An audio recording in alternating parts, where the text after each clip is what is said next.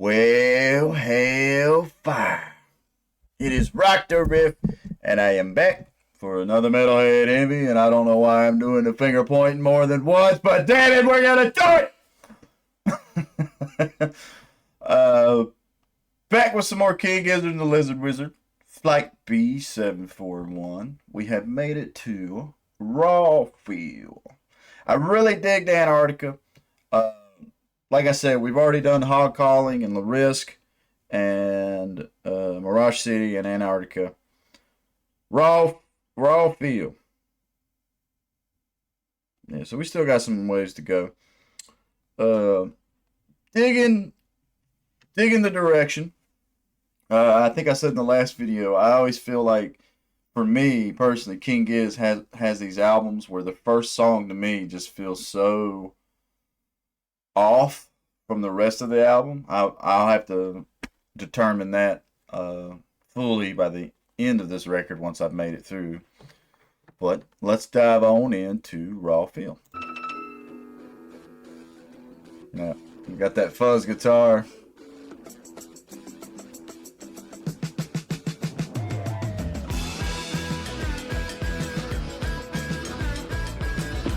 I'm telling you.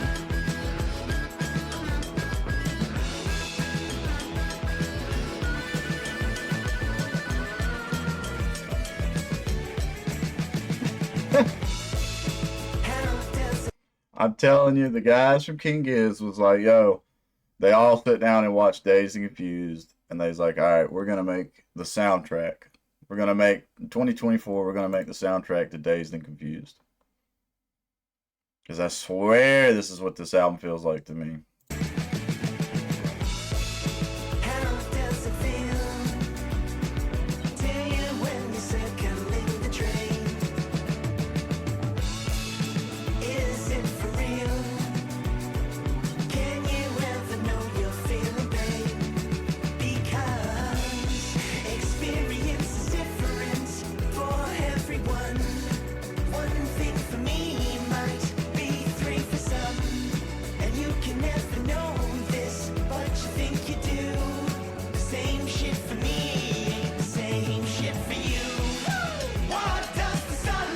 Is that Joey? Y'all got me wanting to like really sit here and pick out who's doing the vocals, but I feel like I got it. I nailed it on Antarctica. I thought I nailed it on Antarctica. Some of y'all were commenting saying, "Yeah, you got it on there." But now I'm worried every other song I'm gonna be like getting confused. I had somebody finally, or they told me, it was like, dude, you're finally one of us. Welcome to the King Giz fandom. And I'm like, bro, I've been doing their songs for a while now, man. I thought I was. But that sounded like Joey. I don't know for sure if it was, though.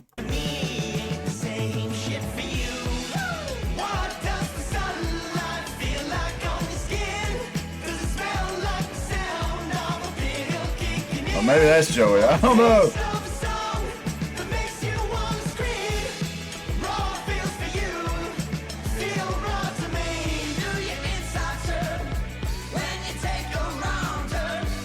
Of course, I know it's all of them harmonizing together, but I know Envy for sure. I know Ambrose. I think to me, Ambrose and Cookie kind of stand out, which I don't know. Fucking Stu does too, because I still like Stu doing the like adding that little bit to his vocal style now.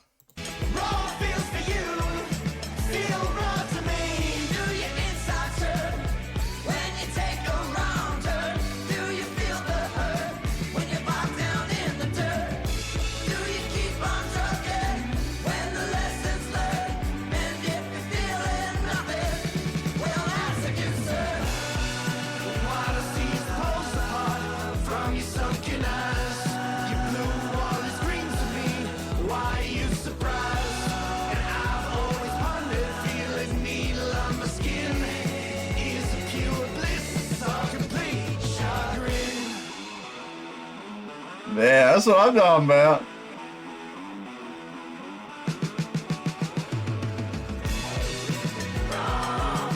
Hold on. That riff takes the cake for this track. Get. I like how low it goes. That fuzz is a cool sound. I don't know. I've never been able, personally, when I rock when I do my riffs, I've never been able to really rock a fuzz type of, I don't know how else to word it, a fuzz type of riff. It's not a high gain. It's more of a mid gain kind of tone to me. But in the right settings, it can sound fucking pretty damn dank as fuck right there.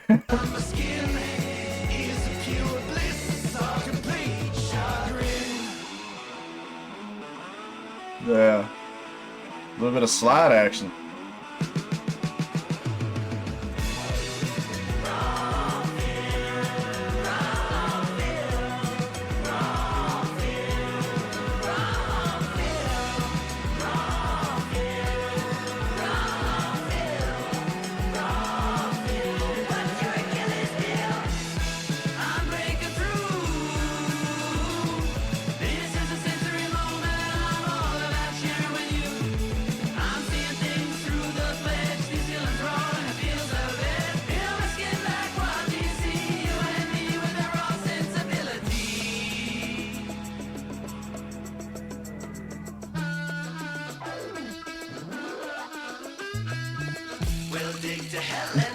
Yeah. I do feel like this raw feel to me feels, pun intended, like Antarctica Part 2. I like I like both these tracks, but they do feel like a Part 1, Part 2 to me. Because I feel it's kind of the same, around the same tempo, got the same vibe, but one hell of a vibe that it is. We'll dig to hell and back so you can see the devil's lair. We'll fly to heaven and home just to feel wind in your hair. We'll climb the highest peak to smell an air of different kind. We'll shoot an arrow through the sun to hear exploding sky. Into forgotten caves to taste an ancient wine. Hit it, Stu. Dream myself into the forest of your mind. Can we ever know? Does it matter if we don't? Be at peace, be internal. The gentle flow is tranquil. Raw feel for you, raw feel for me, raw feel for everyone. Raw feel for you. That's a cool acoustic line.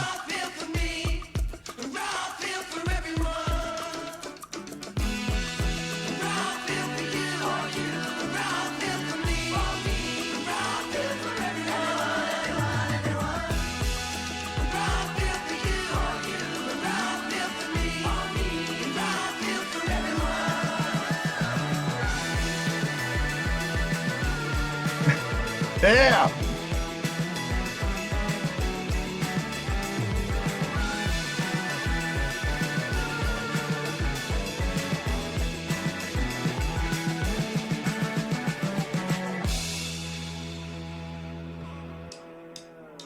Hell yeah. I like Rockville. I feel like it's Antarctica Part 2, but I like it a lot. There's a couple little riff tricks in it to me that are really cool. That takes the cake so far. That's my favorite fuzz riff.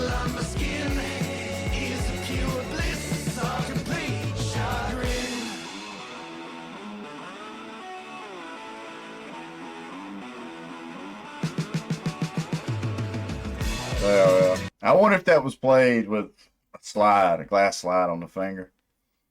Or like me, I'll use a lighter. I'll take the side of a lighter and be like, boom, boom, boom, boom. But I like that, and then this acoustic bass line top E string as a rhythm. Ding, ding, ding, ding, ding, ding, ding, ding, ding, ding. I thought that was a cool little trick and everything going on. And I hear that and it makes me like, I am envious. Another thing I'm envious of this band is being able to just have the time and sit down and think of all these little bitty things that add just that little bit of extra sauce to the track. Because me and the bandmates I work with, part of the reason why our tracks are the way they are, and I'm not going to say it's because we didn't want them to be like that, we didn't write them to be like that, but when you have a setting of three piece, three people in the band, two guitarists, one drummer, you're already going in and you're like, everything you're writing, you know, one of us, me and the other guitarists, are going to have to do the bass lines. And then you just don't have, especially when you're fucking poor. In our situation, we're not educated in recording. We're all fucking living paycheck to paycheck, and we still want to put out an album. And so, and then I am the world's worst of. I always argued with my other two bandmates. I'm like, yo, I don't want to do anything on record that we could not basically nail live. If we cannot play it live to the record, I don't want to write anything that's on the album. And if people come see us, that's their favorite part, and we can't do it live. That's always been an argument of mine. But in the case of King Gizzard, there's so many of these band members that I don't think that's ever a hindrance to them. And so I'm envious of that. I think that's fucking fantastic. Um, it's so cool. The more I swear, I feel like this is going to be an album that it's going to be hard for me in the way I do Metalhead Envies, for me to catch every little thing that impresses me. I feel like this is going to be an album that I roll through a few times, once I'm done off camera, from backwards and forwards, and I start picking up more and more and more and more little things, uh, that impress me.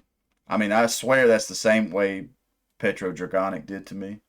Even though my first listening to and then doing it this way, I was already hooked, line, and sinker.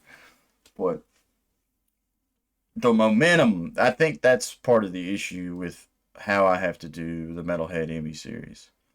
Which I still get people fussing at me for pausing. They're like, listen to the whole song and then say something. And I'm like, one, copyright law, really the guidelines for that are they want me to pause every 30 seconds. But then two, when I if I did that, I literally I'm gonna miss my train of thought on things that impress me earlier in the song by the time I get to the end of the song. So either way, I lost my train of thought now. Raw feel was cool. Uh, oh yeah, that's what I meant was leading up to. This song has such a momentum, and I do feel like the way I have to do Metalhead Envies, uh, kills that momentum a little bit. For me, I'm a music lover, and no matter what, I like it, and I listen very intently, even though my eyes are kind of like, uh, squinting a little bit, and I'm still waking up this morning drinking some coffee. Trust me, guys, I am listening as hard as my ears and musical brain would let me listen to it. Um, but yeah, that's part two of Antarctica.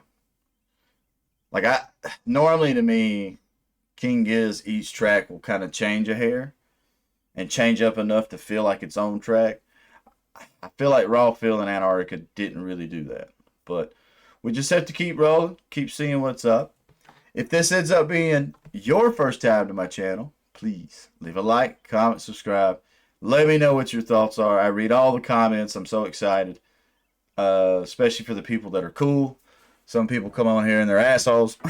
But there again, everybody has their day. There's plenty of days I wake up and I can be an asshole. But yeah, I can't think of nothing else to say. So stay positive, stay rocking, and I'll catch y'all in the next one.